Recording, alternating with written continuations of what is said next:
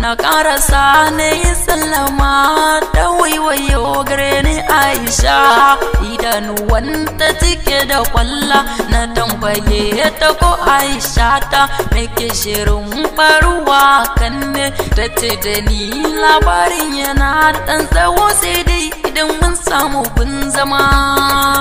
sai mun samu gun zama muna zama ni da Aisha ta ce da ni kaga farukuna ina ta san ka a zuciyata ina bukatar ka min gata na ce ki yi min dukan bayanai ina jiye ki da kunnuwana